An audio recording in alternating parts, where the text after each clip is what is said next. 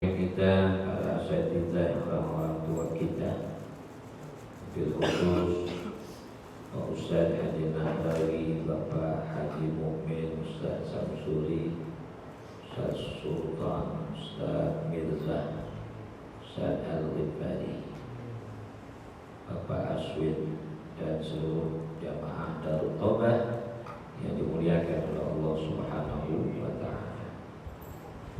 Lanjutan bacaan kitab Surwatul Arifin, masih dalam masalah bakti sama orang tua.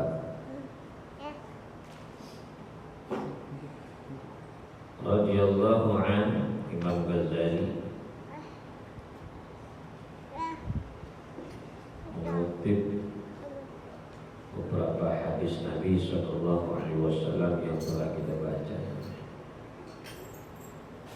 Sekarang dalam kitab ini disebutkan wa idza kana al-waladu shalihan, dan apabila anak itu menjadi saleh, wa qad 'allamahu al-walid, sedangkan yang ngajarin adalah orang tuanya. Jadi orang tua mengajarkan anak sehingga anaknya menjadi saleh, jadi baik. Apa yang diajarkan? Al-Qur'an. Diajarkan Al-Qur'an. Wal ilma, diajarkan ilmu-ilmu yang lain selain Al-Qur'an. Seperti ilmu fikih, tauhid, tasawuf, nahwu, sharaf, dan lain-lain sebagainya. Fayakunu ajruhu liwalidihi, maka adalah pahalanya buat orang tuanya. Itu orang tua kalau mengajarkan anak Quran, mengajarkan anak ilmu sehingga anak itu menjadi saleh, apalagi menjadi alim, maka bapak dapat pahala. Namanya pahala mendidik, pahala mengajar ilmu. Lalu kalau pahalanya buat orang tua, si anak dapat apa tuh yang belajar? Tetap dapat pahala belajar, gak dikurangin sama Allah. Di sini jelaskan min ghairi ayyun qasa min ajri waladihi syai'an, tanpa dikurangi pahala anaknya sedikit pun. Pahala anak gak dikurangi sedikit pun, gak dikurangi. Jadi si anak dapat pahala, gak berkurang pahalanya, si bapak juga dapat pahala. Makanya kita nih kalau punya anak, ajarin anak kita, walaupun Fatihah, lagi ajarin Quran, ajarin cara wudu yang benar, ajarin cara sholat yang baik, yang benar. Maka ketika anak itu nanti menjadi anak saleh, pahalanya gitu dapat. Bukan hanya pahala dia belajar, pahala dia beramal gitu dapat. Pahala dia beramal gitu. Nah, kalau kita mampu mengajarkannya. Kalau enggak, panggilin ustaz, panggilin kiai, panggilin guru untuk ajarin dia. Sama juga. Nah, tapi yang ahsan, orang tuanya langsung. Wa idza kana al-walidu la yu'allimu waladahu al-Qur'an, sebaliknya kalau orang tua tidak mengajarkan kepada anaknya Al-Qur'an, enggak ajarin Al-Qur'an, enggak ajarkan ilmu, wa yu'allimuhu tariq al-fisqi, malah dia mengajarkan kepada anaknya jalan kefasikan,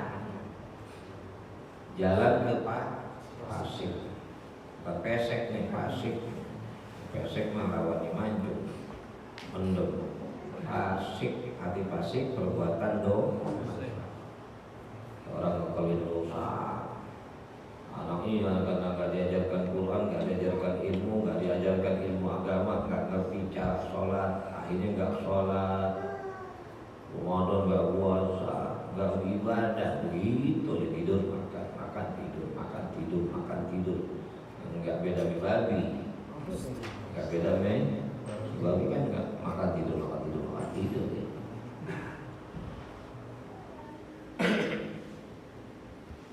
Jadi pantas di zaman Rasulullah itu ada seorang pemuda berlari nangis, dia nangis. Ya, lalu Rasulullah SAW mengatakan mayulkika, apa yang menyebabkan engkau nangis? Qad mata waladi ya Rasulullah, bapak saya mati ya Rasulullah. Nah, kenapa? Ya, wah sungguh sangat menyeramkan ya Rasulullah. Gak enak cerita ini. Akhirnya para sahabat diutus oleh Rasulullah. Dia Sayyidina Umar, Abu Bakar, dan Ali untuk melihat keadaan jenazah bapak pemuda tadi yang nangis ngadu sama Rasulullah. Sampai ke sono dulu ya, jenazahnya hitam, mukanya kayak babi, udah hitam cewek lagi, babu, badan manusia, wajah babi. Ngadu kepada Rasulullah, ya Rasulullah, kata sahabat, kami sudah lihat, tapi sungguh sangat mengenaskan, wajahnya babi. Lalu Rasulullah datang, dilihat sama Rasulullah, lalu angkat tangan Rasulullah, diusap, berubah lagi jadi manusia. Tapi nggak lama kemudian berubah lagi jadi babi. Ya Rasulullah tanya, apa sih perbuatan yang dosa yang dilakukan oleh bapak kamu? Itu pemuda mengatakan, setahu saya bapak saya itu selalu melalaikan sholat, bahkan ninggalin sholat. Makanya Rasul mengatakan orang yang kalau ninggalin sholat ini dia akibatnya jadi babi.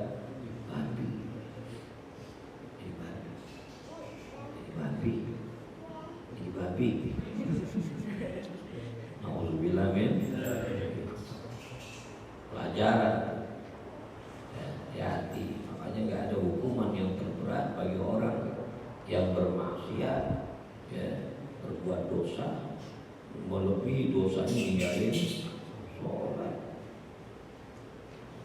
Maka Imam Abu Hanifah mengatakan, mengomentari hadis man taraka sholata muta'ammidan faqad kafara ziyarat, benar-benar kafir. Ya, orang yang meninggalkan sholat dengan sengaja ditinggalin sholat, sungguh dia telah kafir secara nyata, berarti keluar dari Islam, kudu syahadat lagi. Imam bedanya, Imam Syafi'i masih ada toleransi pendapatnya, itu mengatakan itu fasik saja, kecuali kalau dia mengingkari kewajiban sholat. Udah gak sholat subuh, zuhur, asar, maghrib, isya, padahal itu sholatnya wajib 5 waktu, udah dia gak ngerjain dan dia mengatakan emang kagak wajib. Wah, kalau dia meyakini akan ketidakwajiban sholat 5 waktu, baru kafir. Ya. Tapi kalau Imam Abu Hanifah langsung kafir, ninggalin sholat kafir ya. Ya. Datang kepada Nabi Allah Musa seorang wanita, ya Nabi Allah, ud'ullaha ayyaghfira li dzambi, tolong doain supaya dosa saya diampunin sama Allah. Wa ma dzambuki, kata Nabi Musa, dosamu apa wahai perempuan? Lalu perempuan itu bilang, qad zanaitu wa waladtu waladan faqataltu. Saya zina, saya lahirkan anak zina, tapi karena malu saya bunuh. Jadi tes channel Kelapa Muda ya, perempuan tidak ada bapak, lahir malu dibunuh anaknya, dibuang ke WC, dibuang ke hutan, ada yang dibuang tempat sampah, kan banyak tuh ditemukan begitu, dibunuh. Tapi Musa nggak mau doain supaya Allah ampunin dosa itu perempuan, ketakutan, malah diusir Nabi Musa. Ukhruji ya fajira, keluar perempuan durhaka. Saya takut kalau kau masih ada di sini, turun azab dari langit kena kita semua ini. Orang Betawi bilang takut kesawaban. Ya, turun api dari langit, azab dari langit, menimpa tuh perempuan, kita kena juga yang di sekelilingnya. Makanya diusir Nabi Musa supaya nggak kena dampak azab. Nggak lama Jibril datang, ya Musa lima radatta hadhihi taibah. Ya Musa, kata Jibril, kenapa kau tolak wanita yang pengen taubat tadi? Ama alimta syarran minha. Kamu belum tahu ada yang lebih buruk daripada wanita itu? Kaget Nabi Musa. Jibril bilang ada yang lebih buruk lagi daripada penzina, bunuh anak zina. Wa man syarrun minha ya Jibril.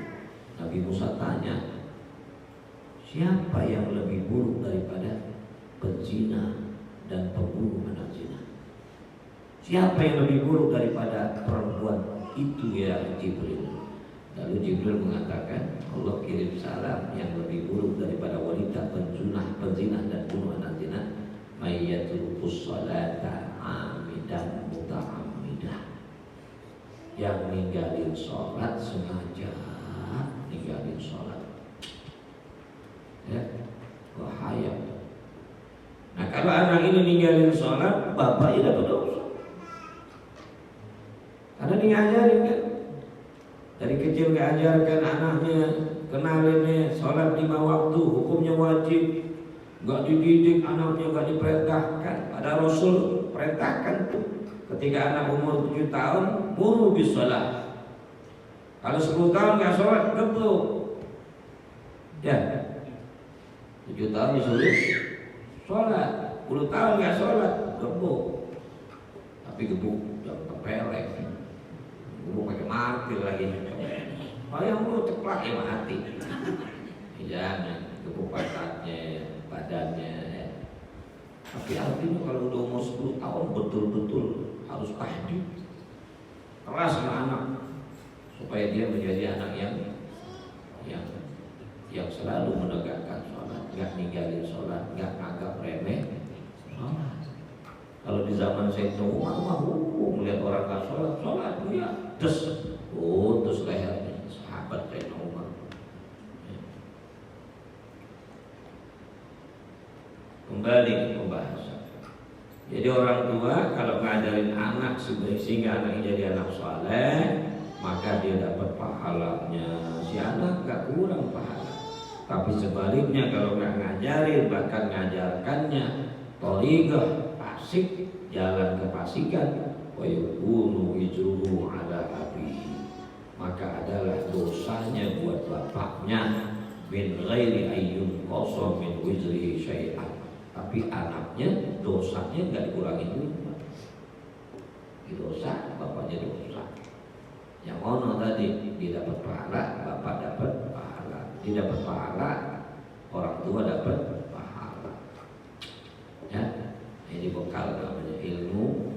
Kalau antum nanti udah punya keluarga, punya anak, maka didik anak itu merupakan kewajiban kita supaya dia jadi anak saleh. Dia beribadah kepada Allah, kita dapat pahala. Tapi sebaliknya kalau nggak didik anak yang bermaksiat kepada Allah, dapat dosanya. Ya.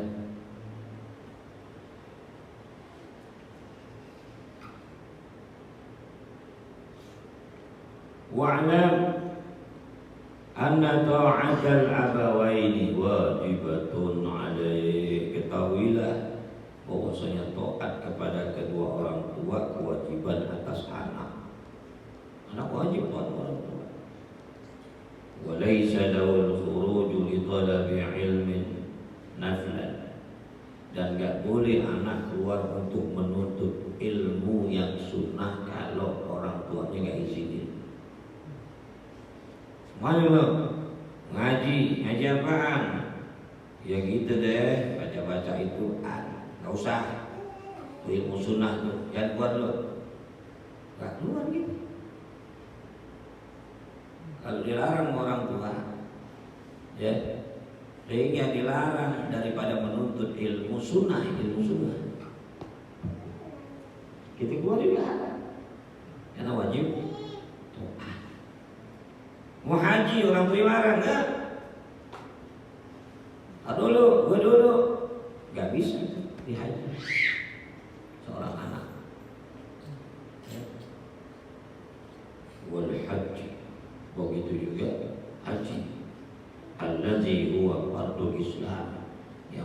haji merupakan itu individu personal Islam seseorang.